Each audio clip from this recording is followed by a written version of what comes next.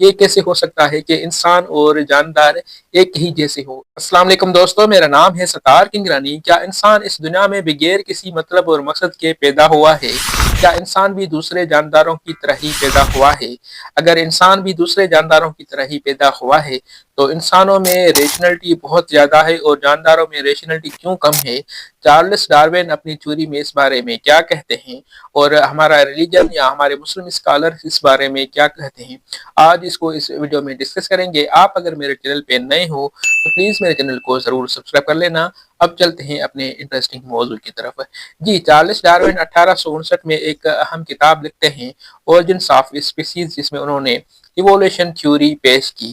Evolution theory کے مطابق Charles Darwin یہ کہتے ہیں کہ انسانوں اور جانداروں کا انسسٹر ایک ہی ہے، وہ ایک ہی نسل کی پیداوار ہے۔ انسان دوسرے طرح سے پیدا نہیں ہوا ہے، جس طرح سے دوسرے جاندار پیدا ہوئے ہیں ویسے ہی انسان بھی پیدا ہوئے ہیں، اور آج جو یہ سارے انسانوں اور جانداروں کی شکلیں یا روپ ہیں، اصل میں وہ کروڑوں سالوں کے بعد بھی انہوں نے یہ موجودہ شکل یا شیپ اختیار کیا ہے۔ اور دوسری بات، ایوولوشن تھیوری میں چارلس ڈارون یہ کہتے ہیں کہ جو جاندار یا انسان وقت اور حالات کے ساتھ اپنے آپ کو تبدیل کرتے ہیں تو آگے چل کر وہ اپنا نسل آگے بڑھاتے ہیں، اور جو جاندار وقت اور حالات کے تحت تبدیل نہیں ہو پاتے تو وہ آگے چل کر ختم ہو جاتے ہیں۔ چارلس ڈارون اپنی تھیوری میں یہ بھی کہتے ہیں کہ سالوں کے بعد، بلکہ کروڑوں سالوں کے بعد جانداروں میں جینیاتی تبدیلیاں آتی ہیں، جس کی وجہ سے ان کی تبدیلی ہوتی ہے، ان کا شکلیں، ان کے روپ، ان کے جو شیپ ہوتے ہیں وہ تبدیل ہوتے ہیں، جس کو انہوں نے ویریشن یا میوٹیشن کا نام دیا ہے۔ تو چارلس ڈارون کے مطابق انسان اور جانداروں ایک ہی چیز سے پیدا ہوئے ہیں، ان کا اینسسٹر ایک ہی ہے، اور انسان ڈیفرنٹلی پیدا نہیں کیے گئے۔ اب سوال جنم یہ لیتا ہے کہ ہمارا ریلیجن اسلام اس بارے میں کیا کہتا ہے؟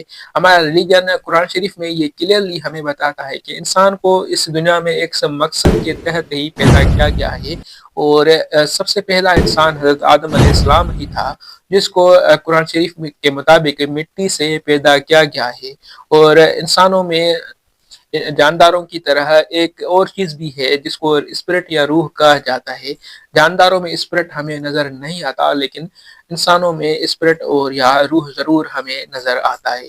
تو یہ تین اہم چیزیں انسانوں کو اور جانداروں کو مختلف کرتی ہیں، ڈیفرنٹ کرتی ہے، لیکن چارلس ڈارون اس چیز کو ایکسیپٹ نہیں کرتا۔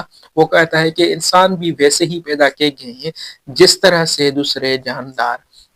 اب سوال اہم یہ پیدا ہوتا ہے کہ جیسے چارلس ڈارون یہ کہتے ہیں کہ انسان اور جاندار ایک ہی طرح ہے، ان میں کوئی بھی ڈفرنس نہیں، ان میں کوئی بھی فرق نہیں ہے، تو سوال یہ ہے کہ اس وقت یہ جو انسان سارے جانداروں پہ اپنے عقل اور ریشنلٹی کی بنیاد پہ قابض ہے، ان پہ دسترس حاصل کر چکا ہے، تو وہ یہ کیسے ہے؟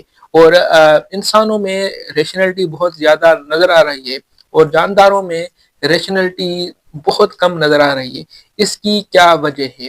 اور چارلس ڈارون تو اپنی تھیوری ایوولوشن کو بایولوجی، جیولوجی اور فوسل کا بنیاد بنا کے اس کو سائنٹیفک بتاتا ہے، لیکن اسے کم سے کم مجھے یہ بات واضح نظر آ رہی ہے کہ چارلس ڈارون کی یہ تھیوری کہیں نہ کہیں فالٹی ضرور ہے۔ یہ کیسے ہو سکتا ہے کہ انسان اور جاندار ایک ہی جیسے ہو؟ کم سے کم انسانوں میں اور جانداروں میں ایک چیز تو ڈیفرنٹ ہمیں نظر ضرور آتی ہے کہ ان میں ریشنلٹی بہت زیادہ ہے، یعنی انسانوں میں ریشنلٹی بہت زیادہ ہے اور جانداروں میں ریشنلٹی بہت کم ہے۔ اور اگر اس بات کو بھی ایکسیپٹ کیا جائے کہ انسان کا اس دنیا میں کوئی مطلب اور مقصد نہیں ہے، لیکن اس چیز کو ہم کیسے اگنور کریں کہ انسانوں اور جانداروں میں ریشنلٹی ایک جیسی ہے؟ تو اس سے یہ بات واضح ہے کہ چارلس ڈارون کی اس بنیاد پہ یہ تھیوری کو ایکسیپٹ نہیں کیا جا سکتا کہ جاندار اور انسان ایک طرح سے پیدا ہوئے ہیں، ان میں کوئی بھی ڈفرنس نہیں ہے۔ بھلے ساری چیزوں کو ایک منٹ کے لیے سے ان کو سائڈ پہ رکھ لیں، لیکن یہ بات تو ایکسیپٹیبل نہیں ہے کہ انسان اور جاندار ایک طرح ہیں، ان میں کوئی بھی ڈفرنس نہیں ہے۔ تو اس وقت کے لیے یہی، ملتے ہیں کسی دوسری ویڈیو میں۔ پلیز سبسکرائب چینل اور اپنے رائے سے ضرور آگاہ کرنا۔ دیکھنے کے لیے شکریہ، تھینک یو ویری مچ۔